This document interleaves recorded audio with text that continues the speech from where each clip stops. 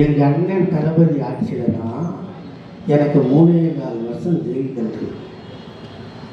இந்த ஆட்சி கட்சிக்காரனை பாதுகாக்குது. திமுக காரன் தப்பு பண்ணா விட்டு இருக்குன்னு பேசுறாங்கல்ல. எடப்பாடி பழனிசாமியும் அந்த அறிவு கட்ட அண்ணாமலையும் எத்தனை பேர் எச்சங்களை இருக்காங்கலாம் பேசுறாங்கல்ல.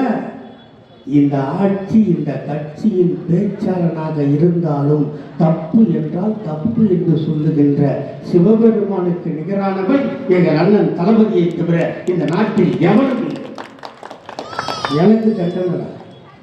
இன்னைக்கு டிவியில் கிளாஸ் நியூஸ் பார்த்துருக்கீங்க. நான் அப்பீல் பண்ணது வந்துதான் எல்லா டிவிலையும் கிளாஸ் நியூஸ் போயிருக்கோம்.